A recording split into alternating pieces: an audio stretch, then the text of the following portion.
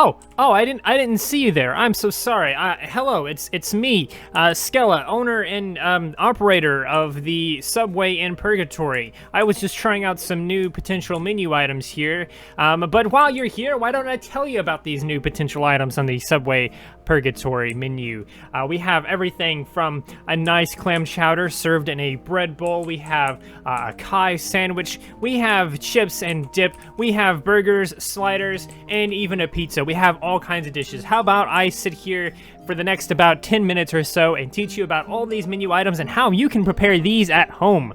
So come along with me. Let's go on a journey of flavor. That was a really cheesy line, but I'm keeping it in anyway. Alright, so first up on the menu, we have ourselves a fine, delectable pizza.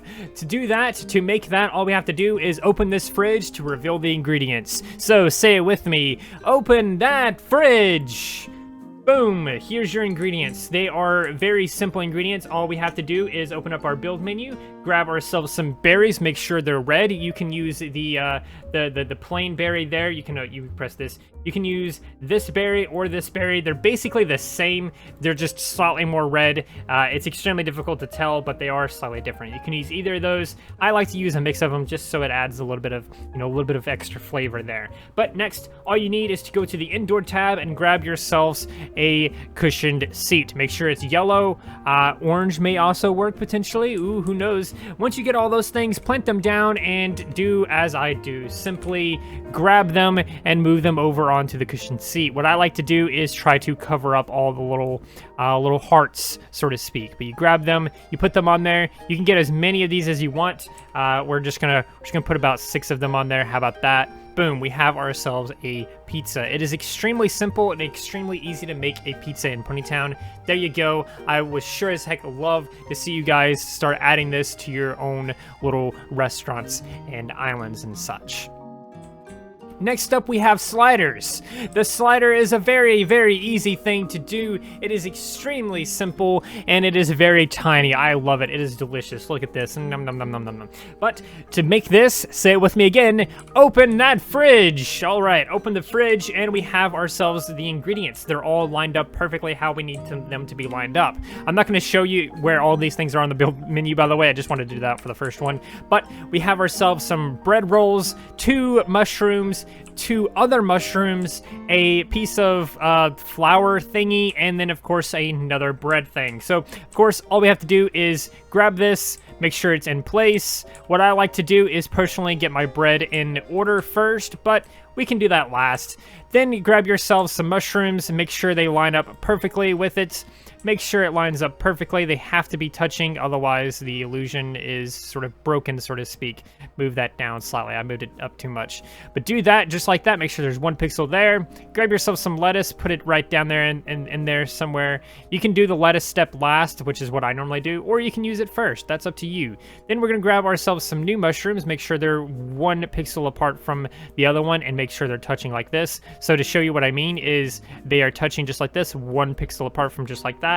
Make sure the lettuce is back in place. Then grab yourselves a bread roll and put it on top. And there you go. Boom. A slider courtesy of Purgatory Subway. Let's move on to the next thing, because maybe you're not interested in little sliders. Maybe you're more interested in a large burger. Well, say it with me again. Open that fridge. If we open that fridge, we get ourselves a new list of ingredients for the burger. And I know what you're saying. Candy? Macaroons? What the heck are they doing in my burger? Well, let me tell you, it's extremely simple. First, start with some sourdough bread, and then get yourself some eclairs. The eclairs are gonna serve as your burger, the meat itself, the cooked meat, because it looks the most like meat out of everything in the build menu. What you're gonna do is you're gonna put them up here just like so, maybe up a little bit more than that. Make sure they are touching and combined like this, so that none of them are sticking more up than the other one, and make sure they aren't sticking outside of the bread. Next, get yourself some lettuce, throw that in there somewhere. Again, I like to do the lettuce last just because, I'm always worried about doing it the wrong way. But next, we get ourselves the macaroons. Now, the macaroons are the secret ingredient, because if we place those just perfectly enough, you can see how they start to look very much like cheese. That looks so much like cheese. I challenge you to tell me that that's not cheese. but that is only possible because it actually covers up part of the white stuff. The white stuff at the bottom is covered up by the rest, so it kind of makes that illusion of yellow, the cheese, and stuff like that. Next, we add a little bit of ketchup in the candy. Now, the candy we've colored red because obviously ketchup is red, right? So we put those there like that. You can kind of readjust those as you please as long as they're not sticking over the edges. And then, of course, get yourself one more piece of bread. Stick that right up on top. Make sure it is lined up in such a way that it's not sticking over, slanted, or anything like that. And boom, you made yourself a burger. One of the most delicious things on this menu. I quite love it. And if you can eat this entire burger, that's right, if you can eat this entire burger, you get your meal free. So let's move on to the next thing. We have ourselves a clam chowder with some crackers in a bread bowl. Now, again, say it with me, remove that fridge, and there you go, the fridge is gone. For this one, we're gonna need some very simple things. We're gonna need a plate. Let's go ahead and drop our plate down. Then we're gonna need some bread. Let's go ahead and drop our bread down. We're gonna drop our bread in such a way that they touch just perfectly enough in place. So as you can see here, make sure these are level like this, where it's flat on one side, and then do the same on the other side. This might take a little bit of practice and getting used to and stuff like that, but it is possible. Let me tell you, it is extremely simple, in fact. But there you go, just like that, and then have them touch just like that. If your plate is misaligned, then realign it. But the plate is going to serve as a little bit of extra color in case you misplace something or you do something slightly weird. We're going to get ourselves a donut. Make sure it is the white, creamy, glazed donut sort of thing. Plop that thing right down there in the middle, just like so, and then grab yourself some mushrooms and start sticking them around the sides and on top of the the donut and stuff like that. And then if you don't have enough, or if you miscount like I did, just get yourself a couple of more and you're good to go. You have yourselves a nice clam chowder. The clam chowder is one of the hardest ones to make just because the bread bowl is very difficult to make just because of the fact that it has to be lined up perfectly. But once you're done with that, plate yourself 2 crackers or sourdough slices or whatever it's called, and then boom, you're ready to go. That is ready to serve. We have ourselves some clam chowder served in a bread bowl. Next on, we have ourselves some nachos with a little bit of some cheese dip. It is wonderful. All we have to do is, say it again with me, move that fridge, and we get rid of the fridge and we reveal our ingredients. Now, these are very simple ingredients. We have a large plate, which is what our base is going to be. We're going to put some stuff on top of that. We have a medium plate and then a small plate on top of that medium plate. That is going to be the bowl, so to speak, for our cheese dip. Next up, we get ourselves some pie crust, or tin pie crust, whatever it's called. Plop that thing right down there on the large plate, and then get yourself some rose hips. Now, you can make them yellow and red. I've decided to mix both colors because if you've ever been to a Mexican restaurant, they have those special colored chips and stuff like that. We don't have any purple rose hips or anything like that, but you can maybe get away with substituting those with mushrooms and stuff like that. Suffice it to say, chips are actually really easy to make in Ponytown because it's more of a mindset. Call them chips and they're chips. But these are rose hips. Just grab them and put them inside your pie tin. Grab them and move them in there in every which way you want to. I personally just sort of spam them in there, but I don't try to put more than about 7 or 6 in there, just because of the fact that if you put too many, then, well, it'll start looking really weird. But there you go, we have a bowl of chips, and now on to the cheese dip. For this, all we have is a lemon. Just get a bunch of lemons, put them on the plate to make sure they don't overlap over the small plate. Make sure they don't go over the small plate, I mean, and then just put them in there in such a way that they eventually start looking a little bit like a mush, a little bit of like a liquid, so to speak.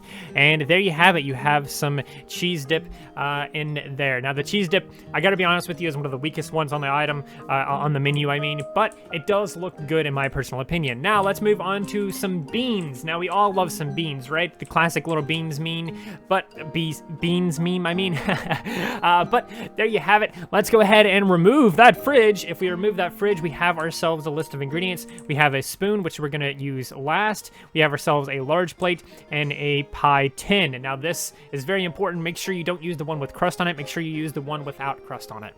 Put it on your plate because this is hot. These are hot beans. Then you're going to get yourselves these berries. Make sure, you know, again, you can play around with this. You can use these slightly redder berries or these slightly darker berries. I personally like these slightly darker berries because beans are typically pretty dark. So we grab those and just put them in the pie tin like so. Just put them in there in every which way. Just make sure that when you're placing them, you don't accidentally put them in such a way where they're behind the pie tin or on top of it or something like that.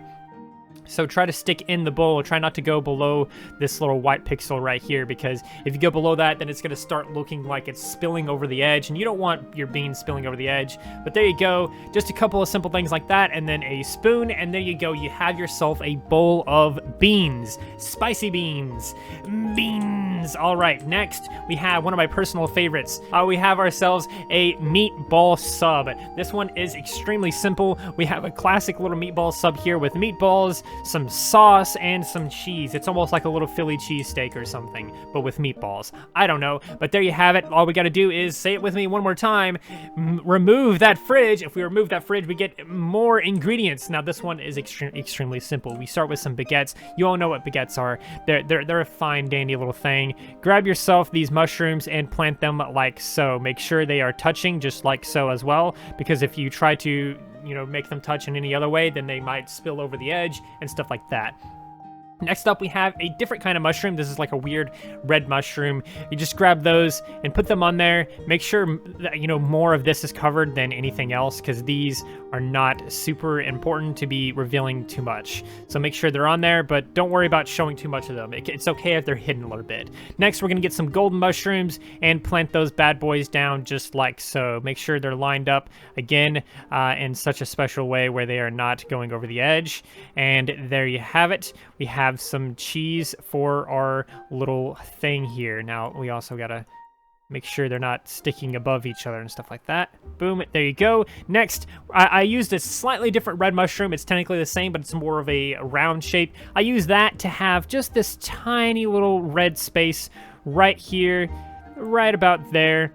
It's more visible on my other one for some reason. I think it's just because I moved these over too much, so let me move these over one. There you go, just slightly over like that. And the reason why that tiny little mushroom is there is because it wants to, I want to show that there's a lot of sauce in this sandwich. There's a lot of sauce in this sandwich because the sauce is delicious. It makes or breaks any sandwich. But it looks like the thing is almost spilling over the edge, but not quite over the edge. And I think it looks delicious that way. And of course, all you do is top it with another baguette, and you're ready to go. That is ready to serve. And let's move on to the next thing. This one is a little bit lame, I'm gonna be honest with you, but it is a normal little chili. This one is served without a spoon for some reason. I don't know why, but it's served without a spoon. Let's do this one more time. Remove that fridge. Here are the ingredients. We have ourselves a large plate, because of course we have to serve chili on a large plate, and a pie tin. Next, you're gonna get some candy. I like the candy because it has all those different reds and, you know, shades and stuff like that. That looks like it has a lot of different textures and stuff like that, a lot of different ingredients almost. But we put those in there, make sure again that they don't get placed in such a way that they're behind the tin, as I just did there. But there you have it. If we get a couple of these just like that, we have ourselves some chili. And I don't know why this one looks so different than the other one. There we go. That helps a little bit. But there you go. There's some chili. Next on, we have ourselves a Kai sandwich. Now, this sandwich is courtesy of Kai. They taught me how to make this sandwich. So if we remove that fridge, we have ourselves the list of ingredients. We have ourselves some sourdough bread, a carrot, an apple. Make sure the apple doesn't have a leaf. Then a lemon, a banana, and another sourdough bread. So, of course, we get ourselves some sourdough bread. What I like to do is I like to stack my sourdough bread like this, to where there is like 2 pixels right here or whatever, how many it is. Make sure they're just barely touching each other, enough to where if you move 1 pixel up, they won't no longer be touching each other. But I like to do that.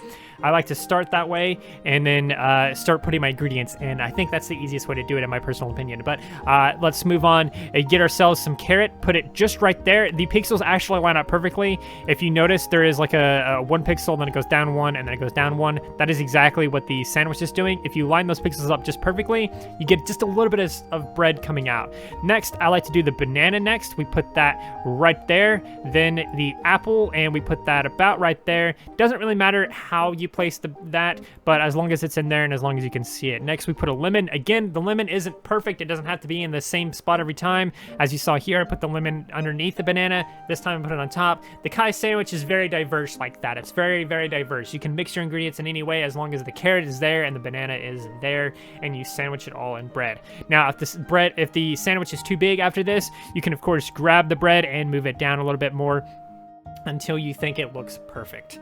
Personally, I like it like this though.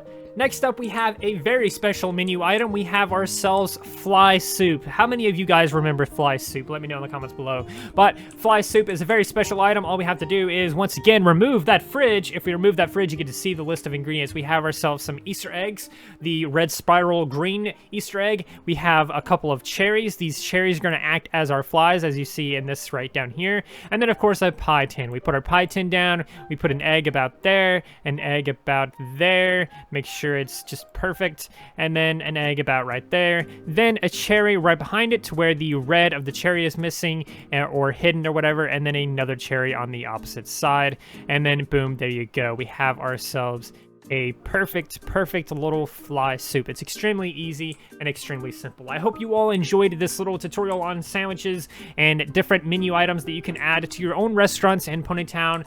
Let me tell you, this was a long time coming. I've been wanting to make this video for a long time, but there you have it, 10 different menu items that you can add to your own restaurant and enjoy. These all are just wonderful. I think they all look great, and one thing that I have learned from this whole experience is that you should never use the bowl, because the bowl is absolutely trash. Literally nothing goes on top of it. Like, well, watch. Boom. Oh, a berry doesn't go on top of it? What? What about a carrot? Does a carrot go on top of it? Nope, carrot doesn't go on top of it. Well, what about a banana? Bananas are great. Does a banana go in the No, the banana doesn't go in the bowl. It goes behind it. Well, Well, what about another bowl? Will another bowl go underneath the bowl? It doesn't, actually. It goes right underneath it, just like everything else. Can't even put a bowl on top of a bowl. But there you have it. Never use the bowl. Always use the pie tins, at least until this can be fixed. Hopefully it is fixed at some point. I wouldn't necessarily call it a bug, but it is really, really stupid that I can't even put like an egg in there, for example. Like literally nothing can go inside the bowl. It is completely useless. Just get rid of the bowl completely. Never use the bowl. And I do hope that this was very informative to you guys. I do hope that you enjoyed this in some way or another. And I do hope that you start making these menu items, because I want to see some actual food at restaurants. I don't want to just see the classic basic stuff like the bread and the cakes and stuff like that. I want to start seeing, you know, these meatballs. I want to start seeing these beans and these nachos and all these different menu items. I want to start seeing these in your restaurant role plays. So there you have it. There's a tutorial on how you can make 10 different menu items. I hope you enjoyed. I know it was a long video, and I am sorry about that, but there you have it. I do hope that you enjoyed. If you did, please do consider liking, subscribing, sharing, and doing all of those wonderful things like that, because when you do those wonderful things like that, not only do you get access to wonderful content such as this, but you also get to become wonderful yourself, and I think we all want that. So do those wonderful things, and until next time, stay wonderful.